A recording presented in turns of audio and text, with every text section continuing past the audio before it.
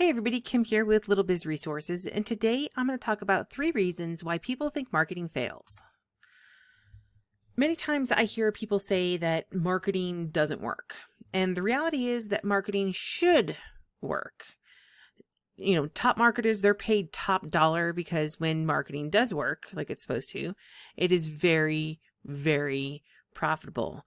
But good marketers are not guessing at their marketing strategies. They know what is needed and they focus on the process. So if marketing doesn't work, there's something wrong with the process. Today, I'm going to focus on the top 3 reasons I see personally that I found that it makes it look like marketing fails. Reason number 1 of why marketing fails. The products, services, or information is either low quality or appears low quality, or you just don't have something to offer. Now, I lumped those two together, even though they could be kind of separate, because I tend to see that there's a lot of people who say marketing doesn't work, but they're not selling anything, right? And then other people who say marketing doesn't work and they're selling something that's horrible. So this tends to be, those two together tend to be the most popular reason I see for why people think marketing doesn't work. And I lump them together because they're very similar. I hear about a lot of people who build up some sort of marketing asset, such as a Facebook page, and they get upset they're not making money. I ask them about their offer and they act like I've offended them in some way. And no, they're not in our group. They're just people I've come across as I'm talking in other groups. And the question really is very simple. What are you offering that makes you money? If you answer something like, well, I have a Facebook page of 10,000 followers, that is not a way to make money. If you've got 10,000 followers, that's great. But if you're not promoting something, you can't make money, right? And of course, when you build up your marketing channels before you have something to offer, you're basically putting the cart before the horse. And yes, there are ways you can still benefit from building up channels first, but you still need to start with the end in mind before building that Facebook page, because otherwise you're wasting your time, literally. Now, I'm going to talk about some examples through this. There's nothing specific I want you guys to think I'm talking specifically to somebody. This is just general stuff that I've observed. So the Little Biz Resources Facebook group, that's the group that I have now. It was formerly Lead Generation Source Facebook group, and I think before that it was K&K something. And we got started because of Trex. Now, for those of you who don't know what Trex is, Trex was an e-commerce platform that incorporated print on demand. That's when you sell like shirts or pants or something, and you have a design, you sell it, but your manufacturer person doesn't make it and fulfill it. So the t-shirt's made, but they don't print the design until it sells, and then they drop ship it to your customer. Great model, not very profitable. We'll talk about that another time.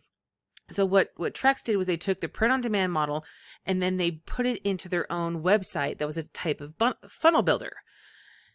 Now, it sounds all great, but anyway, so we literally started the group because the Trex training said, okay, hey, to be successful, start building a Facebook page. But our websites were not even built yet, because it was a done for you website, which, let's not talk about that. So anyway, the Trex trainers, while they had good hearts and all, they were horrible at Facebook training. And they even provided completely bad guidance. In fact, guidance that expired quickly after that because they said, oh, do it this way. And then within probably a year and a half, the methods that they taught, Facebook removed, right? So they really did not know what they were doing with Facebook or Facebook ads. So me being trained and certified in Facebook ads and trained on Facebook marketing, I offered Facebook training to help people get started. That's how Little Biz Resources, which was formerly the Generation Source and formerly K&K something or other, that's how we got started, right? Is we were putting the marketing first. So honestly, the Trex idea sounded amazing. And if they could have gotten the technology to work, it probably would have been amazing. But the bulk of us that were in the Facebook group together, we struggled to get the pieces to work together. And there were some specific reasons why. And so there were a couple questions and problems that we faced. So one of the things that we looked at was, what do we offer that people will buy? Right? This is a print on demand model. So theoretically, we should say, okay, what kind of design on a t-shirt or something, right? But in reality, we should be doing research and testing this to find out, right? We should be doing some sort of research, and then that should help us fine tune where we're going. But the Trex model at the time claimed to have proven designs that converted. And in all honesty, I only ever saw one design that they showed us as proof of that concept. And then I ran the math, right? I said, okay, well, they made this much in sales, because they gave us enough numbers where I could extrapolate some information. And I'm fairly confident that if any one of us that had purchased the Trex system had done the same thing they did, that they're trying to prove as, oh, this is so profitable, we would have been still in the negative, because our cost for the shirts that they were showing as proof was much higher than what they had paid. So when you put our costs in, it would have been negative. So I didn't see anything that actually was proven that that particular model with that particular system and everything would have been profitable. Now, if we take the model and put it somewhere else, who knows, but that's neither here nor there. The second thing that we found with the Trex system is that my sister and I did a lot of test orders to verify the quality of the products. Now, I'm going to go with 10 orders, but we did a lot more than 10 orders.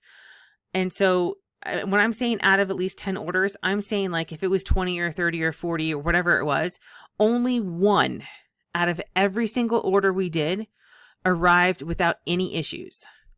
Right now, some of them, the quality was okay, but the customer service was over and above to get it to work. Like we had to go through, jump through hoops to get the product to the level it needed to be and to the customer. Right. So there was just one that was not like over resource taxing on us and showed up as a high enough quality. So this to us was a clear indication that we were offering a low quality product, right? Because 90% of the time or more, we were sending out products that were not meeting the expectations of our clients. So, and I will say for those that have Trex, I understand this was not everyone's experience and that the supplier has changed since this. Like they changed the way they do things. So I'm not saying that they're bad, they're good, whatever. I'm just saying that that was our experience. And when you look at that, we had no idea what to offer because we couldn't test. We had tough enough time testing the products, and the products are low quality. So reason number one, low quality or nothing to offer. We were hitting both of these with that model, right? So that's kind of just an example. So a better example of low quality is kind of like a used car example and connecting this with value. I want you to remember value, right? So when my husband and we moved to Utah a few months ago, actually back in December, we decided we needed a 4-wheel drive vehicle. Now I had all-wheel drive already in my Mazda, but we have a mine here in Utah. And we decided, oh, hey, it's a tungsten mine. We were sold it as a gold mine, but whatever. We're like, oh, hey, we'll go out to the mine, bring back some treasures. By the way, there are none, but that's okay. It's still fun to do, right? So we said, okay, that's what we really wanted to do. So I said, okay, I want a vehicle that is luxurious on the inside because my Mazda was really nice inside. My brother gave me the car and it was like super nice. So I was having a tough time getting rid of it. And I was like, okay, I want luxurious on the inside so that I don't mind driving around everywhere. And that, was nice ride and everything else.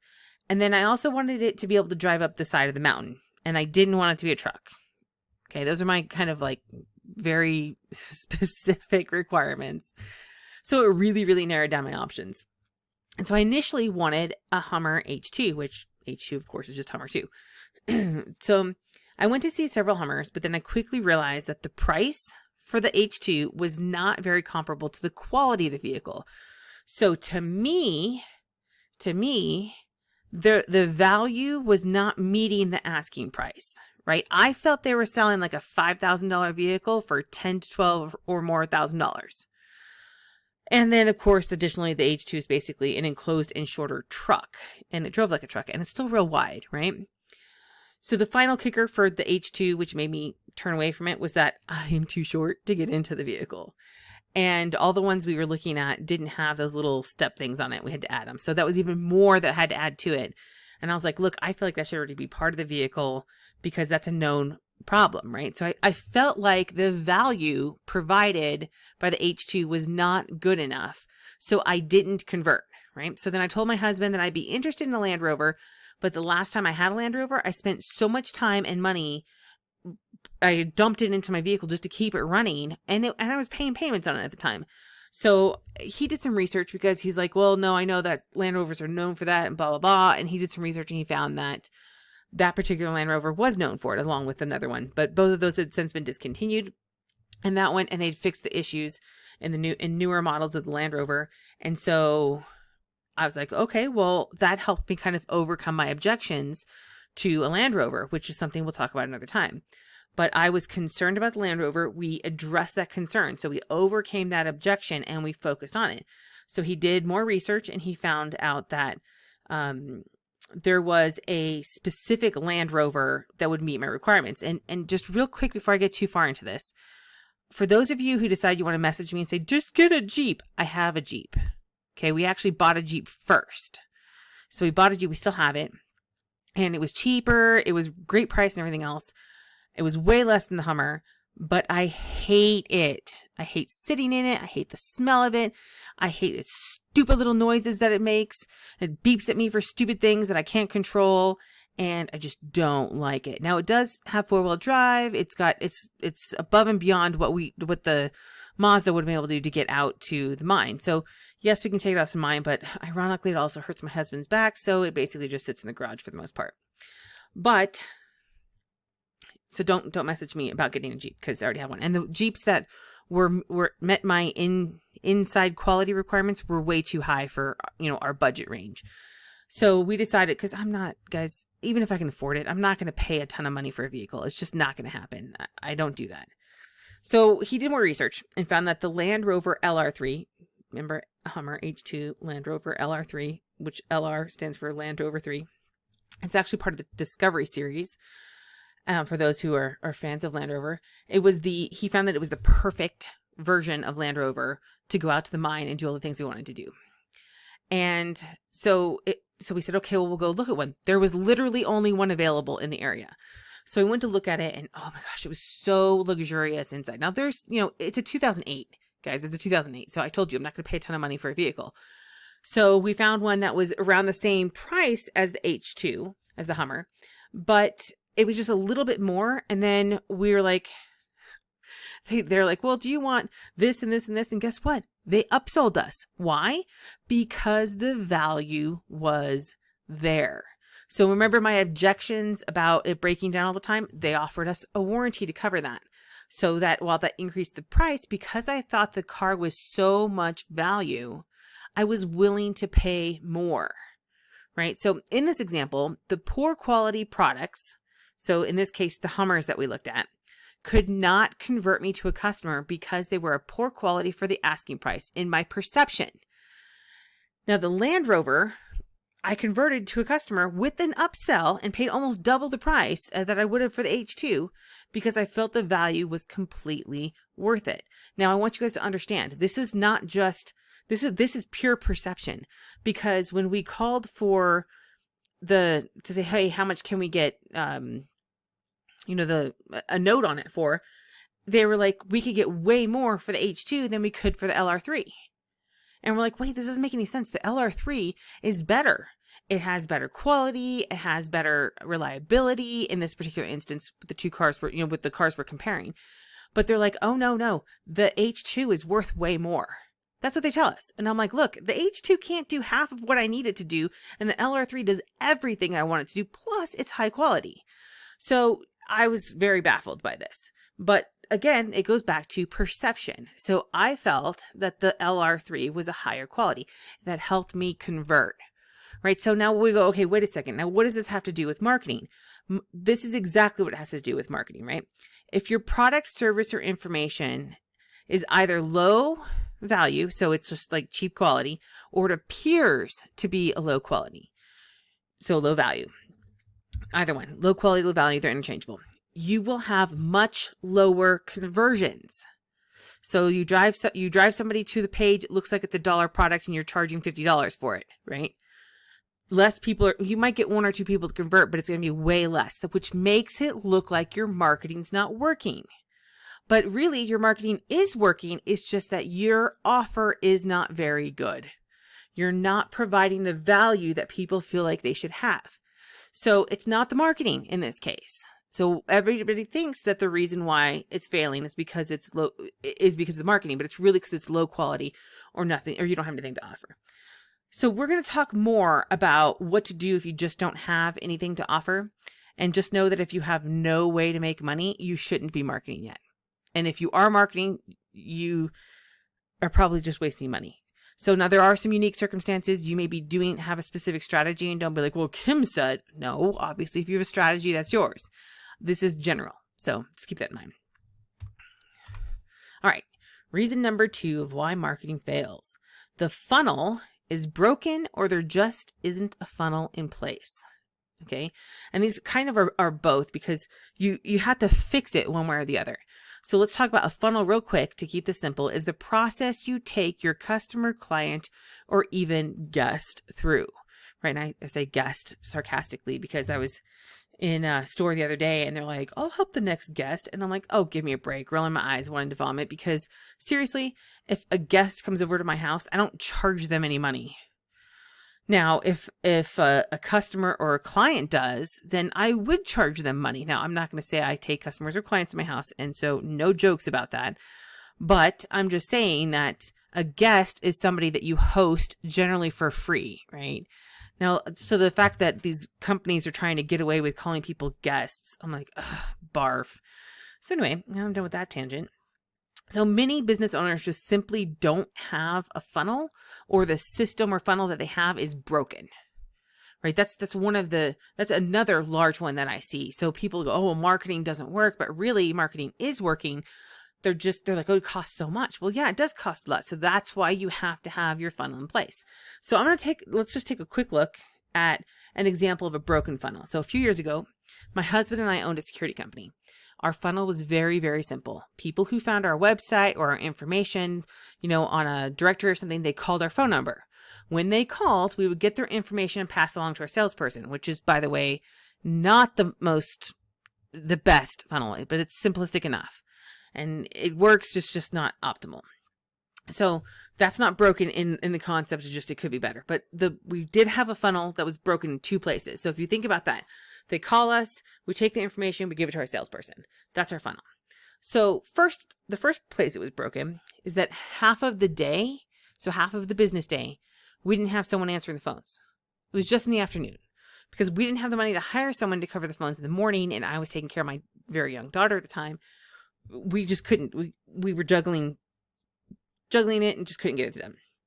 So there were less calls in the morning, so we didn't answer them. And that turned out to be one of our pitfalls, because we were missing some critical calls of people trying to get stuff done. They get up in the morning, they call first thing, and nobody would be there to answer.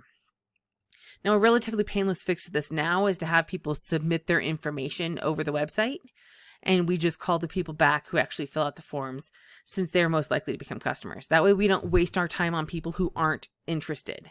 And I will tell you, I cannot tell you, that's part of the reason why we stopped answering the phones in the morning, was because 90% of the calls that we would get on most days was spam calls from like, oh, we can rank you on page 1 for like 5 different keywords. I already ranked for 10, idiot. Sorry, I won't go into that tangent either. So anyway, our second breakdown, or second broken piece of our funnel, was our salesperson. So my husband and I, we just really didn't have much oversight, because there was just like 5 of us working, or 6 of us at different times. And we just felt like people should do their job. Apparently that's not the way it works. So we required no real accountability from our salespeople, and we just relied on them to do their jobs. So one day I realized that we were not getting anyone converting to customers from the leads that we had coming in on the phone. And trust me, I did a really good job getting us to rank in Google My Business. So when people search, if they were local, they were finding us. And that's a whole different story. But we were getting the phone calls, and we were taking the information, we were passing it to the salespeople. And then when we asked for follow-up, we would get a story about why they didn't convert, but it made no sense, because it would be like, I'd be like, well, they already have a system. They just want to get, crap, I can't want to say hosting. I guess I've been doing website stuff too long. They want to get monitored for their security system. They just need to add monitoring. They already have a system. And then he'd come back and be like, well, they didn't want to pay for the system. I'm like, well, they don't need to pay for the system. They already had a system, and they just need monitoring. He's like, well, that's not what they said to me. And so it became apparent after a period of time that our salespeople were either not following up the leads we gave them, or they were just completely botching the sale, because I basically pre-sold them to the point where literally the salesperson just had to show up and get them to sign the paperwork and then schedule the appointment. And I couldn't legally sell to them because I didn't have a license to do it. And that's the way it was at the time. Who knows now? But that's where I found out. So the only solution to a problem like this is to either retrain the salesperson or people or replace them. Right? That's it. And I know that's hard. That's tough to do. And that's why we never did it. And I'm not going to go into a lot of detail this time, but it is possible to replace the salesperson with an automated funnel, which we'll talk about another time. So instead of having, and if you do that, instead of having one person sell to one person, you have one person sell to many people, maybe through something like a video sales message or a webinar, or, even if they do this all the time where you go up and you do a presentation, right? So there's lots of different ways to do one-to-many selling. And of course, we'll talk more about this later. So broken funnels tend to be fixable for the most part, but not having a funnel is something I see even more often, right? So that was our funnel, and that was something that we were doing. Now, your business gets killed if you don't have leads coming in. And so that if you don't fix that or you don't have an alternative, it's going to happen. It's going to be a problem. But let's go back to the Trex example from reason number 1, right? So the way we would find out if something converted or not with our e-commerce print-on-demand products was that we would send traffic to one product. So in this case, you would pick like 5 products, 3 to 5 products, and you'd say, okay, I'm going to run ads to each of them. And then if somebody buys, that's great. If somebody, I would know that one's a winner, essentially. And then if not, I would say assume that it's not. Now, with the cost of advertising today, it would be relatively impossible, if not completely impossible, to break even with print on demand because of the low margins. And if you're only offering a single product. So even with print on demand, period, even with multiple products selling, you may not be able to break even on the front end. It's just that's the way the model is. It's just such low margins. Now, we could have added a second and third product in the funnel. So like an upsell. So, okay, you bought this t-shirt, now buy this product. Oh, you bought this product, now buy this product. And we could do that we could have added those on just to see if those products would happen to convert. But there would be a lot of effort because, think about that. So we're going to go, okay, 3 to 5 and hope for a winner. So we may have to run 100 ads to find one winner. And if we're building funnels in all of those products, that's a lot of work. That is a lot of work, a lot of effort, a lot of time that we've built, we put into that just to find out if maybe one would work. And it's just not profitable to do that. And unfortunately, that's why a lot of gurus are still promoting how you should advertise and market. But again, another day we'll talk about that.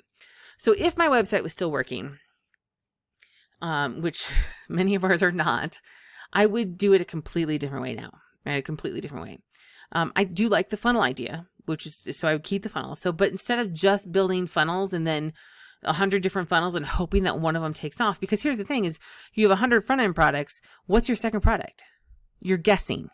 What's your third product? You're guessing. How many products do you need? You're guessing. Literally the whole thing is a guess. So instead of guessing and just hoping, instead of doing that, we would find a competitor that is doing something similar. We're not going to replicate exactly what they're doing because that's stealing, but we could say, okay, look, this guy's selling a t-shirt.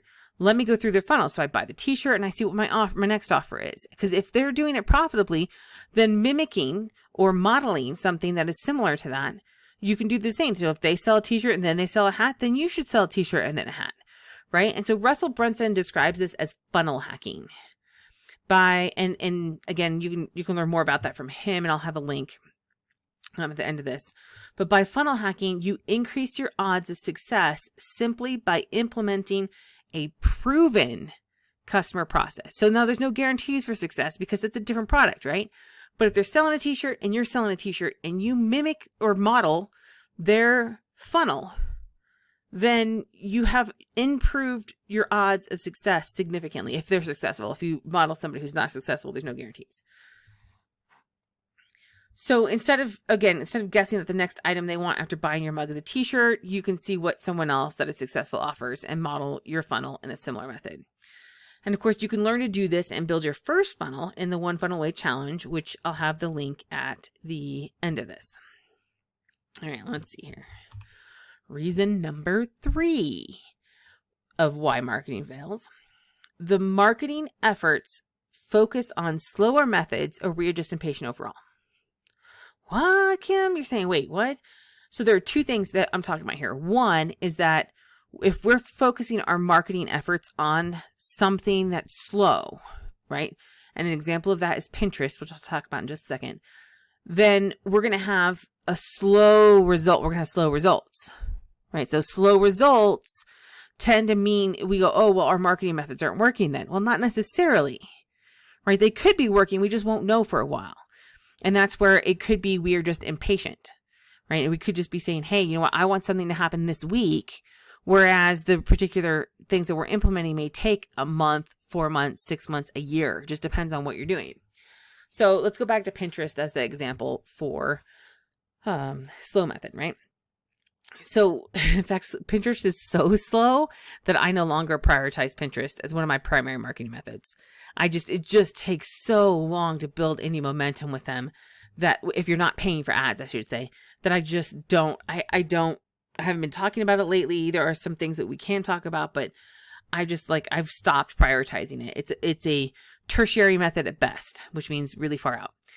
So Pinterest even they tell you this when you're marketing. They say, look, our platform is most useful to users that are in the research phase. Research, not buyer, research. So these are for people who are looking for ideas but not ready to commit.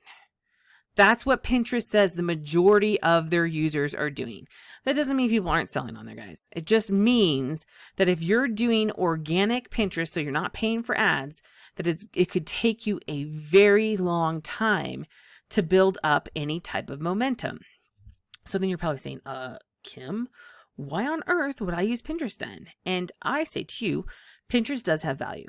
It is actually highly valuable for building awareness of you, of your product, your service, or even whatever solution you have. Now, sometimes they don't even know they have a problem and you could make them aware of the problem.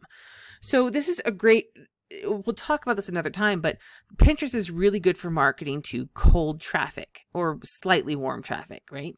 So you could do even some warm traffic, but not ready to convert traffic. That's generally what you're going to find. Now, you will find some people who are more likely to buy, but those tend to be when you've been on there organically, you've got retargeting ads going, they've been exposed to you a few times and then they're ready to buy. So that's where it's like, yes, you can do it, but this strategy on Pinterest is much more than it is if you focus on a platform that is targeting hot, warmer buyers. And again, the cold, warm, and hot we'll talk about another time. And I actually think I have it on the website if you guys are interested. There's something about it in there. All right, so based on my testing, you need to be very active on Pinterest and use at least retargeting ads to capture those people that are ready to buy. And again, this is a great platform to capture people at the beginning of their journey and then convert them to someone you follow up with on an email list or through other methods. So like Pinterest, if you're doing organic Pinterest, most of the so-called free methods are slower methods. I say free in quotes because a lot of these methods are not necessarily free if you want to do it right. And of course, search engine optimization or SEO is one that I absolutely love. It's one of my favorite marketing methods, but it tends to be a slower marketing method. And this is because it takes time to build up all the different elements required to rank on the first page of search engines. And it can easily take 6 to 8 months or even longer for more competitive industries before you know if your strategies are even working. So, I've gone 6 months. Are they working? Well, as long as I'm in a non-competitive industry, I should know. Nothing happened. I need to tweak. Now I need to wait another 6 months. Nothing happened. I need to tweak. And so it literally can take a long time to get results. And I do honestly teach a 10-minute a month advanced SEO method. But even that method, even though it only takes 10 minutes a month to implement the advanced SEO and may speed up the process, it also may not, right? Because there are no guarantees with SEO. So it could take several months before you see any movement. Now, the stuff that I teach, of course, is all legit. So there's no reason why you're doing something wrong. It just may be not as strong and may take longer for some people. Anyway, so most people, including myself and probably you, want feedback on what they're doing immediately. Right? You want to know, hey, is my SEO working? It's been a week. Is it working? I don't know because it hasn't taken 6 months, right? So you want feedback a lot faster than what these free methods can offer. And so that's where I think people go, oh, well, I'm doing Pinterest marketing and I haven't made any sales. Honestly, I can hardly track that stuff anymore. They're so convoluted. But if you're doing free methods, your marketing's going slow. You don't know that marketing's failing, right? So it may not be the marketing's failing. It just may be it's too slow. You can't see the results, and we're just impatient. So along that same lines of slow methods, free methods, etc., is the concept of hope marketing. Now, some of you may have heard me talk about this before, but this is where you build a website or some sort of online asset and you just hope people find it. See, hope marketing. There's no strategy behind it. It's just put it out there and hope. While this can work, sort of, on some of the marketplaces like Amazon or Etsy, it is improbable that it will work for your own website. So if you have a Shopify site and you go, oh, well, I put up a Shopify site and I think somebody will find me. Not very likely. Sorry, not very likely. No matter what you offer or where you offer it, you will most likely need to drive traffic in some method. And so hope marketing just is not how you drive traffic. You can't just will people to your site without doing anything. You have to convince them to come to your site. Now, I will say, it's not like this has never happened to me before. I have accidentally, it's been quite a few years now, maybe 6, 7, something like that years since, and I had somebody that accidentally found one of my old websites. Now, honestly, I thought the website was shut down. But in this instance, the person was looking for a specific product. They found my website. They purchased the product on my website. Now, I thought the website was shut down, so all my notifications were down. There was nothing active. And the next thing I know, I get an email from PayPal, it's like months later. I get an email from PayPal saying that they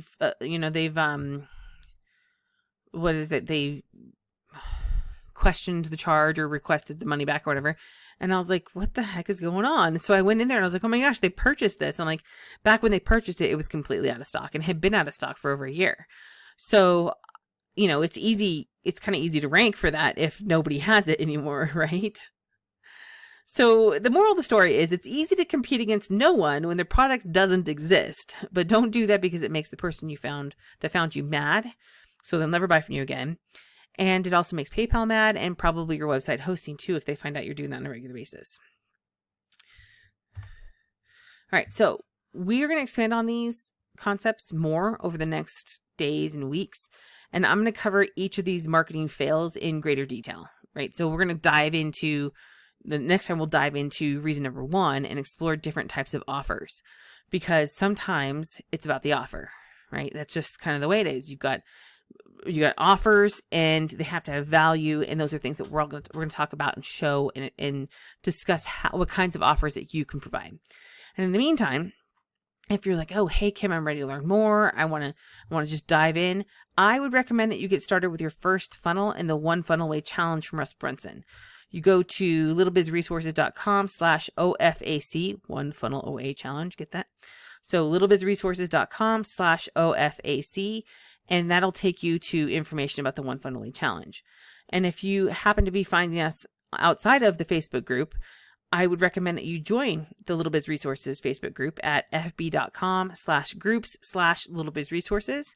Or if you prefer the longer one, it's facebook.com/groups/littlebizresources. And just feel free to join us. Please answer the questions. If you don't answer the questions, I can't let you into the group because we're getting way too many spammers joining.